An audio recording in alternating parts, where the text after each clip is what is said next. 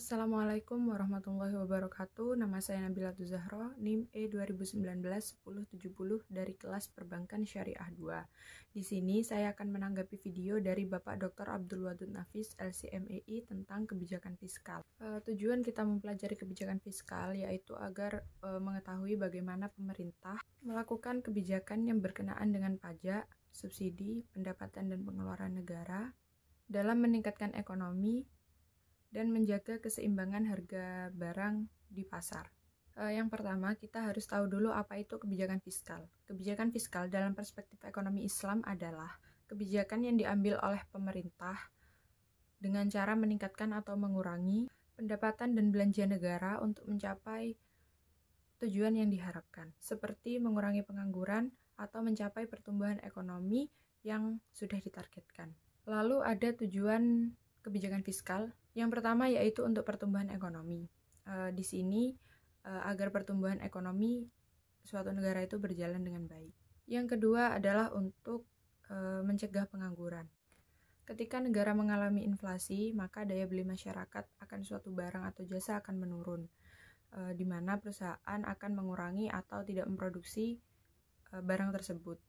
Jadi efeknya akan ada perampingan karyawan dan akan banyak pengangguran.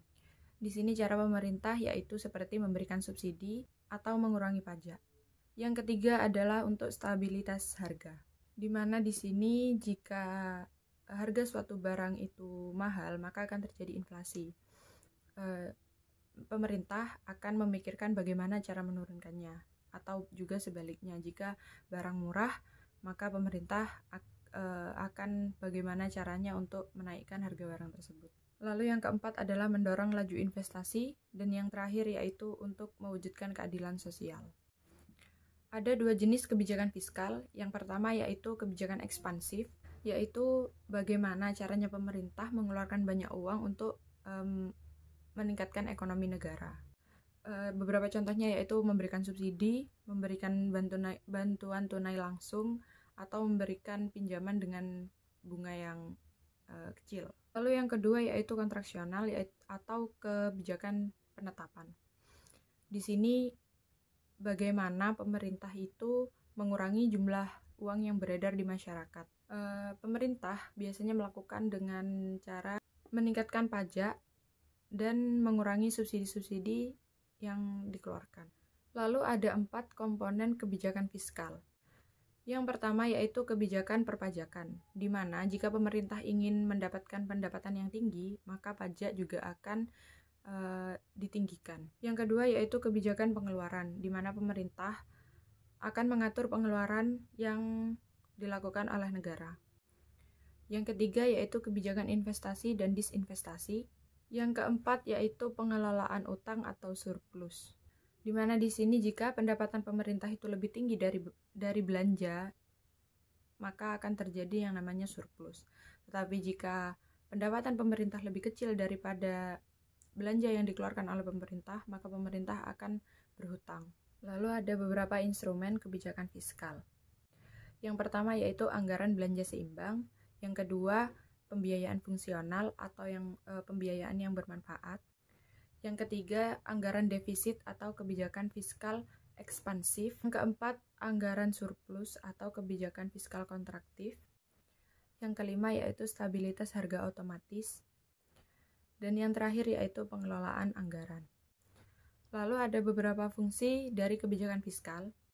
Yang pertama yaitu mengoptimalkan penggunaan sumber daya alam dan sumber daya manusia. Yang kedua, mengoptimalkan kegiatan investasi. Yang ketiga, alokasi, di mana pendapatan dan pengeluaran harus sesuai dengan apa yang dibutuhkan. Yang keempat yaitu distribusi. Yang kelima yaitu stabilisasi, dan yang terakhir yaitu pembangunan. Ciri-ciri kebijakan fiskal dalam perspektif ekonomi Islam. Yang pertama yaitu pengeluaran negara dilakukan sesuai dengan pendapatan negara, sehingga jarang terjadi defisit anggaran. Kedua yaitu sistem pajak proporsional, di mana pajak dibebankan sesuai dengan tingkat produktivitas. Yang ketiga yaitu perhitungan zakat berdasarkan hasil keuntungan, bukan banyaknya jumlah barang. Lalu kita akan membahas tentang fungsi kebijakan fiskal dalam ekonomi Islam. Yang pertama yaitu memelihara terhadap hukum, keadilan, dan pertahanan. Yang kedua, perumusan dan pelaksanaan terhadap kebaikan ekonomi. Yang ketiga, manajemen kekayaan pemerintah. Yang keempat yaitu intervensi ekonomi oleh pemerintah jika diperlukan. Lalu selanjutnya kita akan membahas tentang beberapa instrumen dalam kebijakan fiskal di ekonomi Islam. Yang pertama yaitu jizyah. Jizyah di sini bermaksud pajak yang dibebankan kepada non-muslim yang hidup di negara muslim sebagai balasan atas keamanan mereka. Yang kedua, ghanimah atau harta rampasan perang. Yang ketiga yaitu fai, di mana harta yang dirampas bukan dari perang. Yang selanjutnya yaitu zakat. Yang kelima yaitu kharaj. Kharaj ini adalah pajak tanah yang daerahnya sudah ditaklukkan oleh negara Islam. Yang keenam yaitu nawaib. Nawaib ini bermaksud pajak yang dibebankan kepada muslim atau orang Islam, di mana suatu negara tersebut mengalami kekurangan biaya dalam kelangsungan ekonominya. Yang terakhir yaitu amwal fahla, yaitu harta yang pemiliknya tidak ditemukan. Mungkin sekian yang dapat saya sampaikan, kurang lebihnya mohon maaf. Wassalamualaikum warahmatullahi wabarakatuh.